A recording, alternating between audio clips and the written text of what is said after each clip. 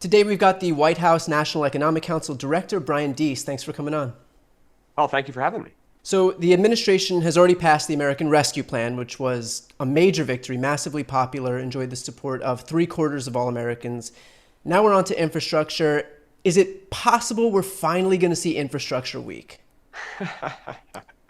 Look, our goal is to retire Infrastructure Week and actually have a bill enacted into law and change the shape of American infrastructure. So our hope is that the days of Infrastructure Week are numbered.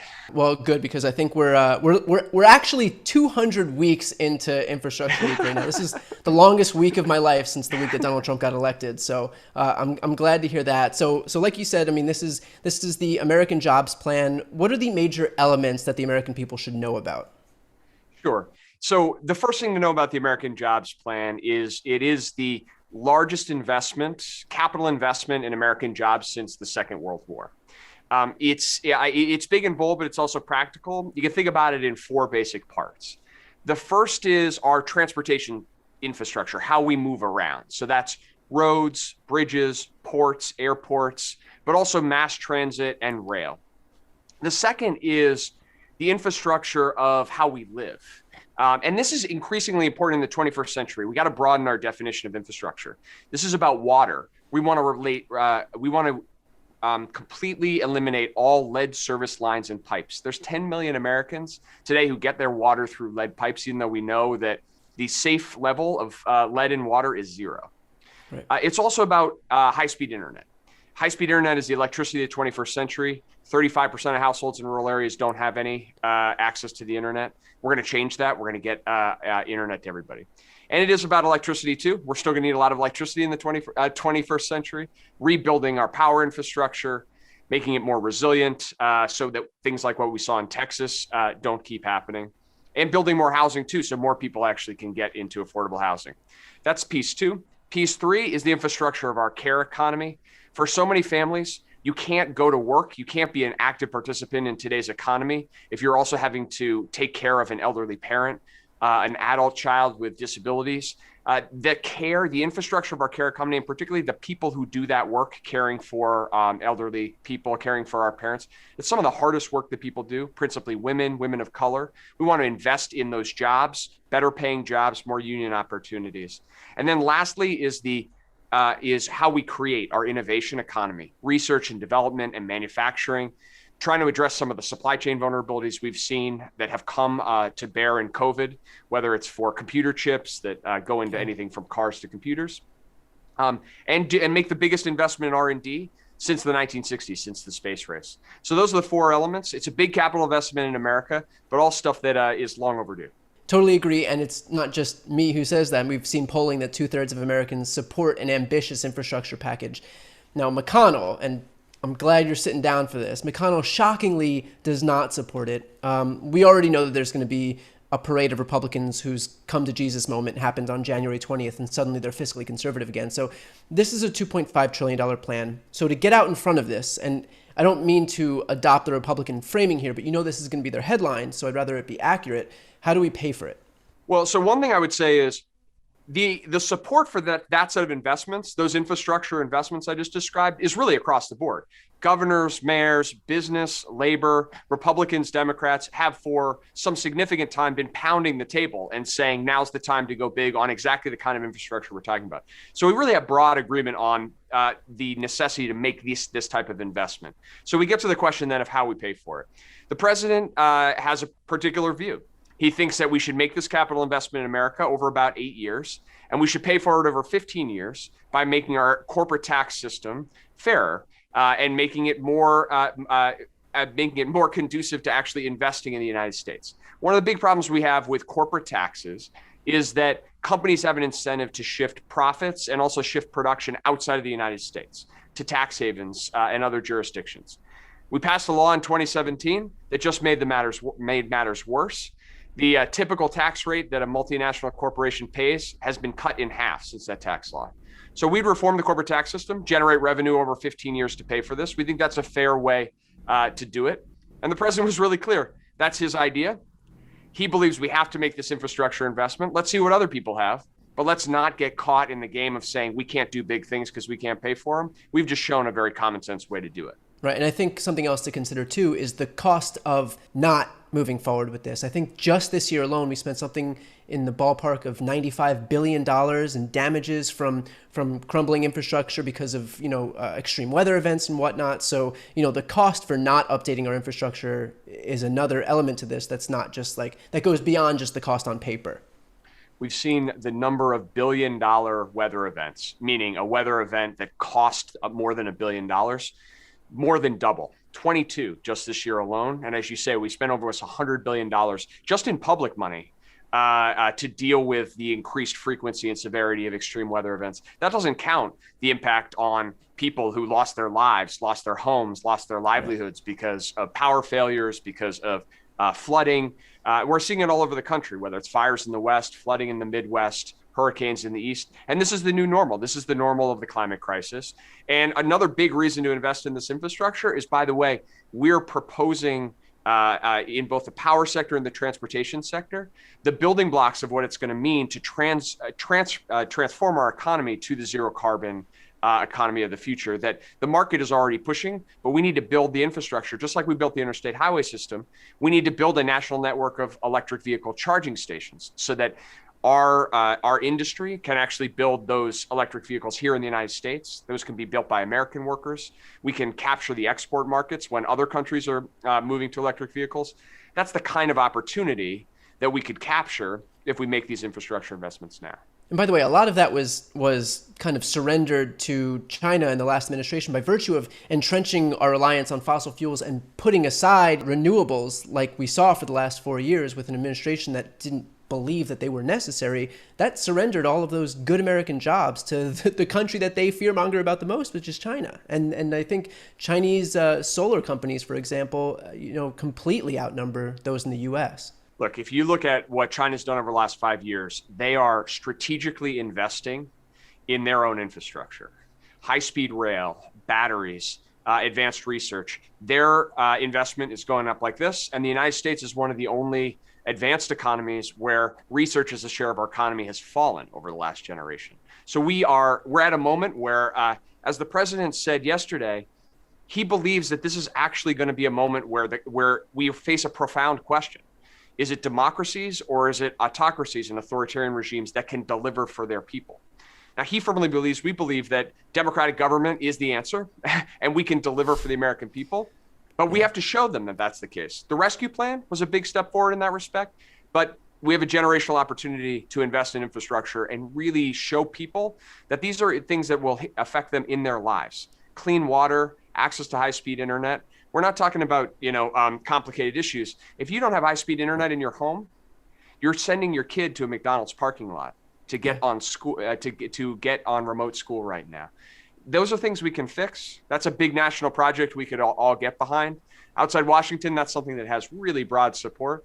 So that's kind of what we're talking about here. So you had touched on this before. A number of companies have paid $0 in federal income taxes. Would this package rectify that? Yeah. So one of the big things that's driving that is this race to the bottom internationally, where you have low tax jurisdictions around the world. And when you have a tax system that has a bunch of holes and a bunch of leakiness to it, companies can generate profit in one place like the United States and shift that profit overseas. So this plan is really aimed at trying to lock that down and make sure that when companies are given incentives, they're given incentives to invest here in the United States.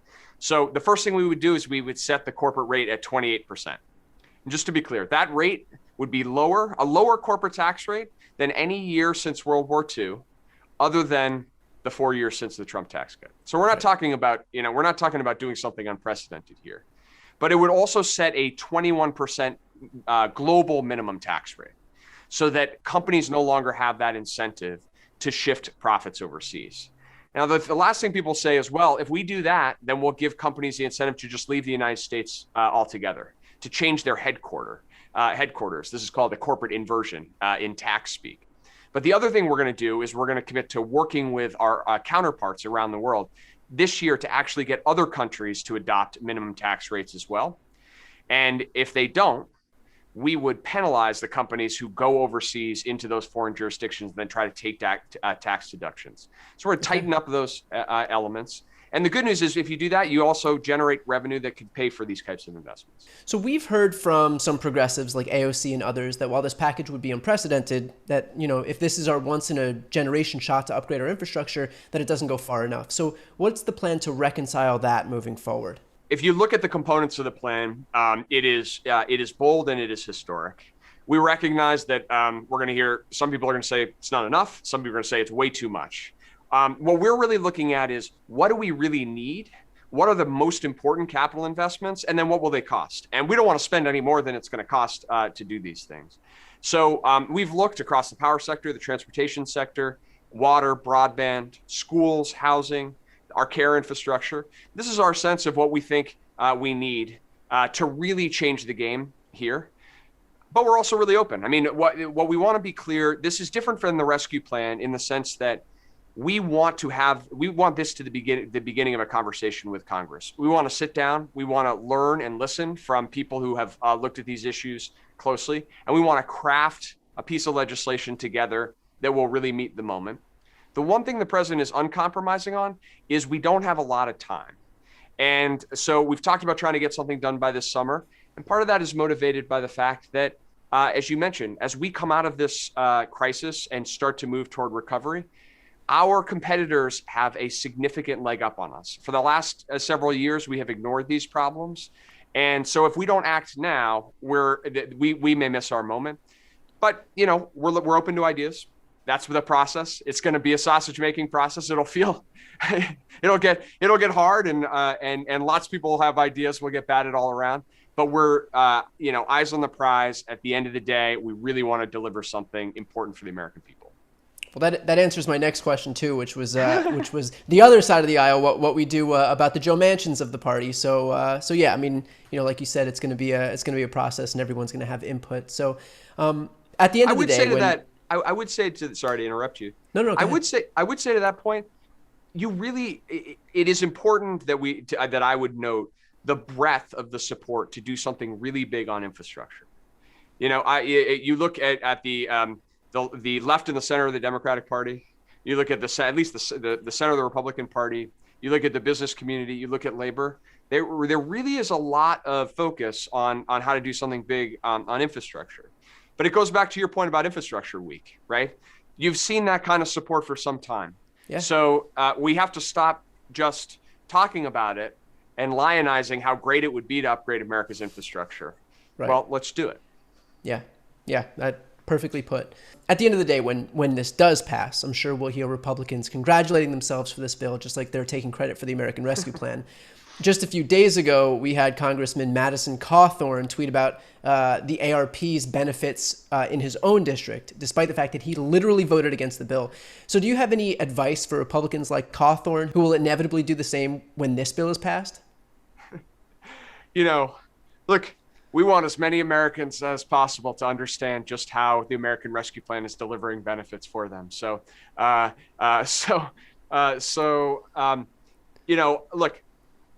I joking aside, the American Rescue Plan, I think, has resonated with the American people because it is actually focused on them. It's not focused on what's going on in Washington. It's not focused on scoring points. It is really focused on delivering relief, whether that's money in their pocket through a direct check, whether it's reducing child poverty. These are direct benefits in people's lives. And I think that, I hope that everybody can step back and say that's the kind of thing that governing is trying to do, is to deliver for people in ways that they can feel it in their lives. And we welcome anyone who wants to come along on that journey. We're happy for them to come along. Yeah, maybe next time they'll even vote for it. Who knows? Well, it would be great to have consistency between what you support and what you vote for. Well, yeah, it's a lot to ask for in 2021 with certain people. But moving forward, will the $15 minimum wage be included in this package? And if so, and this package gets passed through reconciliation, we're going to run into the same issue that we did before when the parliamentarian says that it doesn't qualify for reconciliation. So what's the plan to overcome that? So on the $15 minimum wage, here's where we are. The president is firmly committed to the $15 minimum wage. He's committed. He believes in the economics of it, which is why he put it forward right in the middle of the depths of this economic crisis, and made the case. The entire economic team made the case that actually this is a good time to raise the minimum wage because it would deliver benefits directly to many of those essential workers who are out there doing the hard work of the country while working full time and still living in poverty. He believes that we have to find a path forward on it, but we recognize that we didn't get it done in the rescue plan for the reasons that we all know. So now we have to find a way to get this done. So what we're doing on the minimum wage is we're having conversations with congressional leadership, with Democrats in the middle, center, and left of the party, and with some Republicans outside of Washington too, to figure out how can we do this? What's the right path forward? We're going to have to do this together. There's no easy path. There's no immediate path. If it were easy, it would already get done. But we're committed to doing that, committed to find that path forward, even as we progress on this jobs plan. The last thing I would say about the minimum wage, and again, it gets you out of Washington, is if you just looked at the debate over the last couple of months on the minimum wage, you would think that this was really quite a partisan issue.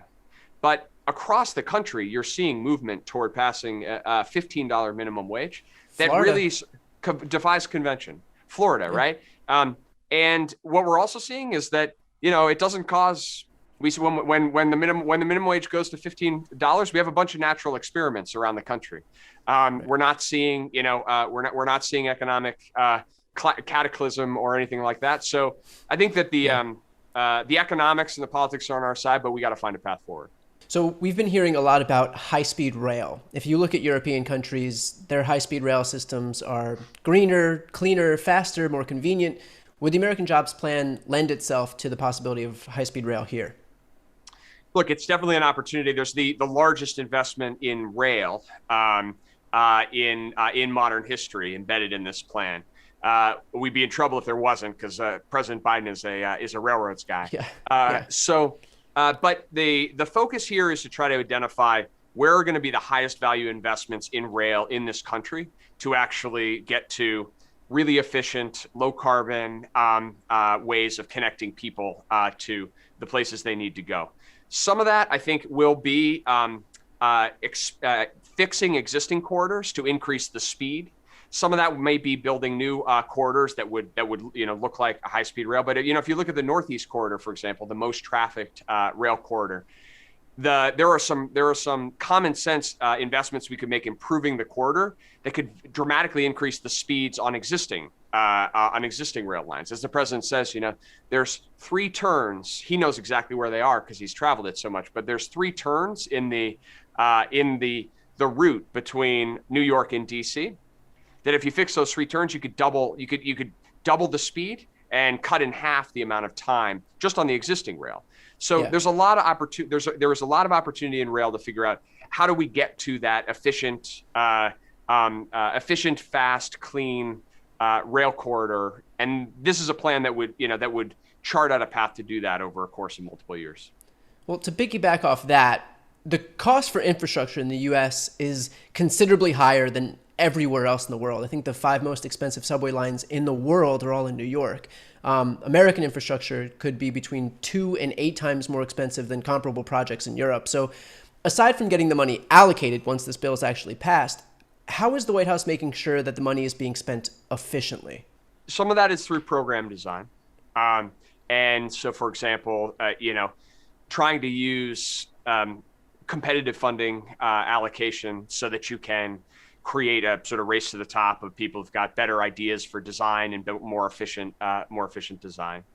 Some of it is frankly, though, looking at how we can use our procurement not only to squeeze out the last marginal dollar, but also to achieve the best economic benefit for America. So, for example, one of the things that there's a real opportunity to do now is to look at when we are doing procurements for infrastructure investments, are we looking at the carbon content of the materials that are going to go into that project? And if we're going to make a big forward investment in concrete and steel, could we do it in a way that was purchasing lighter weight, lower carbon materials? If you do that, That's also that you can do that in a way that's economically sensible. You can actually create demand for these lower carbon materials, and you can save a lot of money down the line because we're building more resilient, lower carbon footprint Right. transportation. So there's also the element of thinking about the climate element of this as we think about what is going to be cost efficient. Yeah, totally. And I'm glad, especially with your background, that we have you in this position, and that the whole idea of climate and the environment is really weaved throughout this entire package. So with that said, Brian, thanks so much for taking the time to talk. I really appreciate it. Thank you. It was fun.